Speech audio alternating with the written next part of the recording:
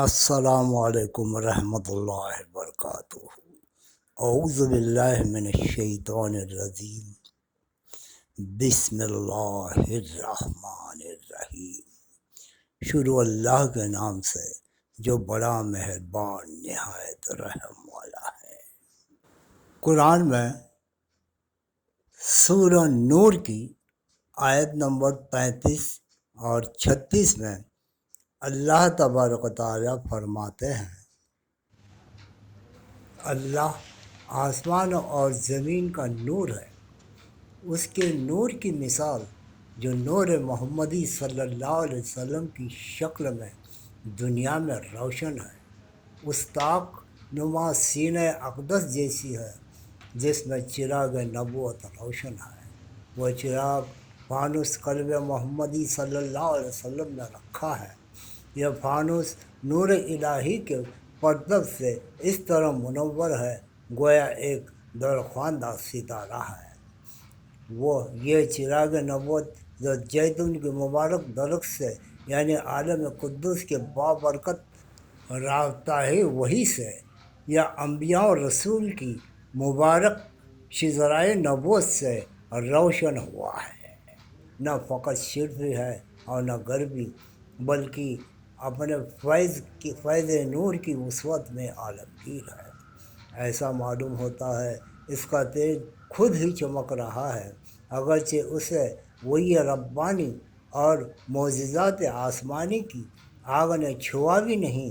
وہ نور کے اوپر نور ہے، یا نور وجود پر نور نبوت، گویا وہ ذات دوہے نور کا پیکر ہے۔ اللہ ہی ہے جسے چاہتا ہے اپنے نور کی معرفت تک پہنچا دیتا ہے، اور اللہ لوگوں کی ہدایت کے لیے مثالیں بیان کرتا ہے، اور اللہ ہر چیز سے آگاہ ہے۔ اللہ کا یہ نور ایسے گھروں، مساجد اور مراکز میں میسر آتا ہے جن کی قدر و منزلت کے بلند کیے جانے اور جن میں اللہ کے نام کا ذکر کیے جانے کا حکم اللہ نے دیا ہے۔ یہ وہ گھر ہے کہ اللہ والے صبح و شام اس کی تسبیح کرتے رہتے ہیں۔ اب ایسی ہی ایک نورانی حدیث ہم پیش کر رہے ہیں جو ترمذی سے ہم نے لی ہے۔ اس حدیث میں بھی اللہ کے نور کا ذکر ہے، اور نور ہی نور اس حدیث میں بھرا ہوا ہے۔ بسم اللہ الرحمن الرحیم۔ حضرت ابن عباس رضی اللہ تعالیٰ عنہ سے روایت ہے کہ رسول اللہ صلی اللہ علیہ وسلم ایک رات تہجد کی نماز سے فارغ ہوئے تو میں نے آپ کو یہ دعا مانگتے ہوئے سنا۔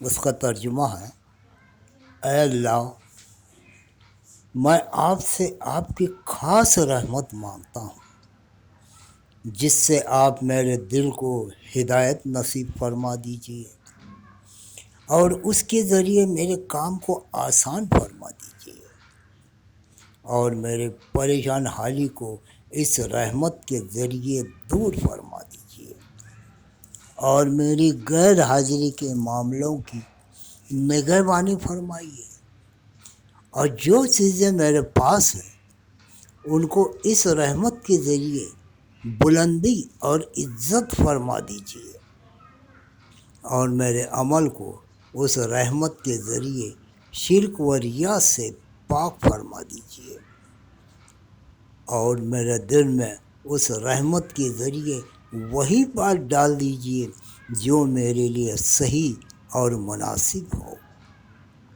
اور جس چیز سے مجھے محبت ہو وہ مجھے اس رحمت کے ذریعے عطا فرما دیجیے، اور اس رحمت کے ذریعے میری ہر برائی سے حفاظت فرما دیجیے۔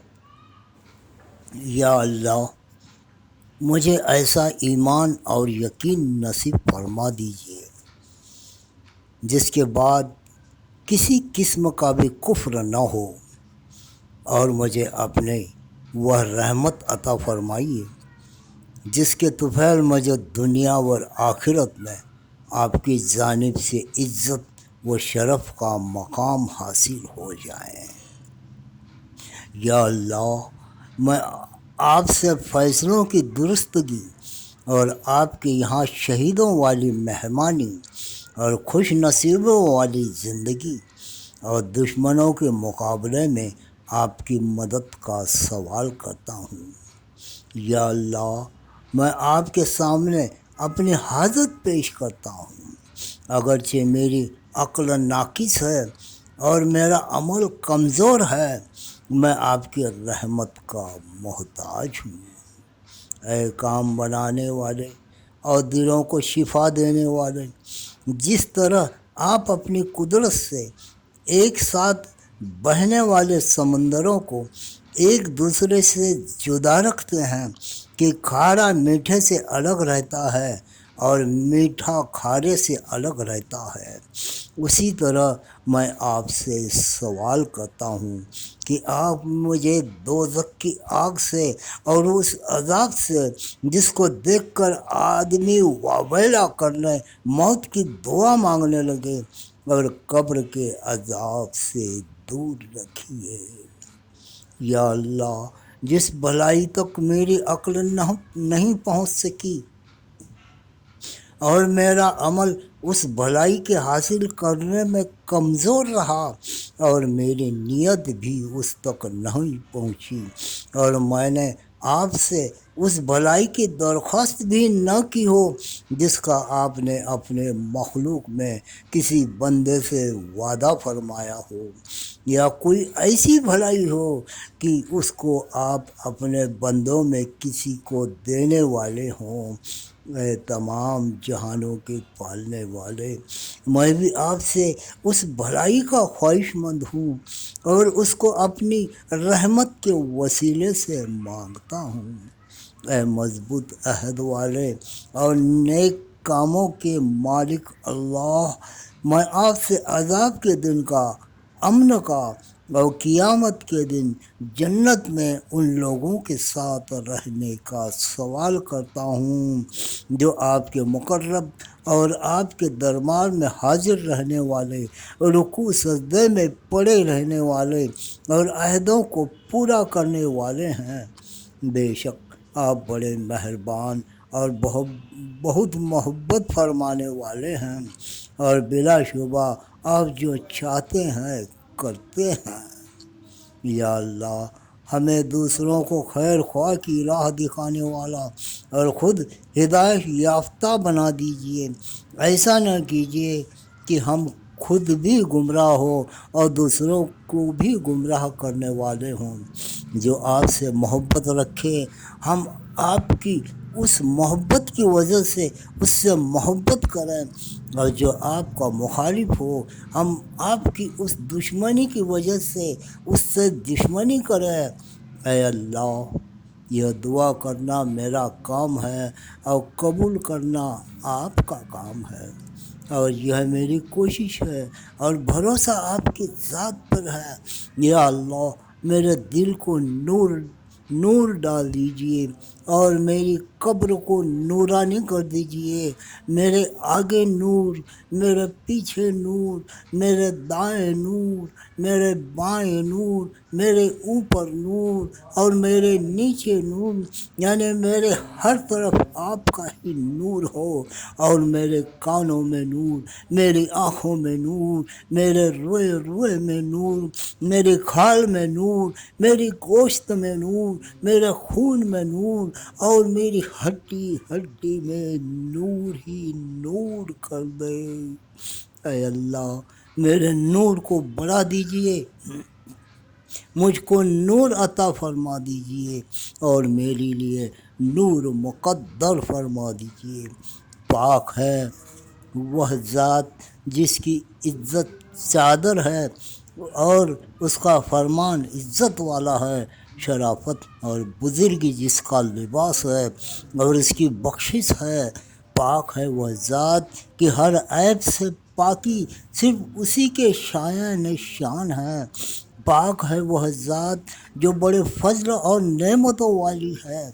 پاک ہے وہ ذات جو بڑے شرف اور کرم والی ہے، اور پاک ہے وہ ذات جو بڑے جلال اور اکرام کی مالک ہے۔ اس ویڈیو کے شروع میں قرآن میں کی آیت سورہ نور کی آیت نمبر 35 اور 36 سنائی گئی ہے، جس میں اللہ تبارک و تعالیٰ نے اپنے نور کا ذکر کیا ہے، اور پھر بعد میں یہ ترمذی کی حدیث سنائی گئی ہے۔ اس میں بھی جو حضور صلی اللہ علیہ وسلم نے تہجد کی نماز کے بعد جو دعا مانگی ہے، جو عباس رضی اللہ تعالیٰ عنہ کی روایت سے آئی ہے، یہ ترمذی کی حدیث ہے، اور یہ جیسی کہ ویسی آپ کے سامنے ترجمہ کر کے بیان کر دی گئی ہے۔ یہ تہجد کی نماز پڑھنے کے بعد یہ دعا یاد کر کے پڑھ لیجئے، یا پھر کسی کاغذ پہ لکھ لیجئے، یا پھر یہ جو ویڈیو ہے اس کو چلا کر ہاتھ اٹھا کر دعا مانگیے۔ اللہ تبارک و تعالیٰ آپ کی زندگی میں، آپ کے ہر کام میں نور ہی نور بھر دے گا، اور آپ کو کامیابی کی نور کے اس بڑے منزل تک پہنچا دے گا جس کو آپ گمان بھی نہیں کر سکتے تھے۔ اور آپ سے گزارش ہے کہ تہجد کی نماز نہ چھوڑے، تہجد کی نماز میں نور ہے۔ اللہ تبارک و تعالیٰ تمہیں اور مجھے بھی اس نور سے نوازے، اور ہمارے زندگی میں کہ اندھیرے دور کر دے، دکھ اور پریشانی دور کر دے، نور ہی نور بھر دے، خوشیاں ہی خوشیاں لائیں، اور ہمیں کامیاب زندگی عطا کرے۔ آمین ثم آمین۔ میرے قریب آ سکے شیطان کی مجال کیا، نور خدا کے نام سے میں نے کیا حصار ہے۔ جب سے تبسم میں عزیز چھوٹا ہے شہر مصطفیٰ، یہ جان نثار ہر گھڑی اب ہجر کا شکار ہے۔ السلام علیکم رحمۃ اللہ وبرکاتہ۔ اللہ حافظ۔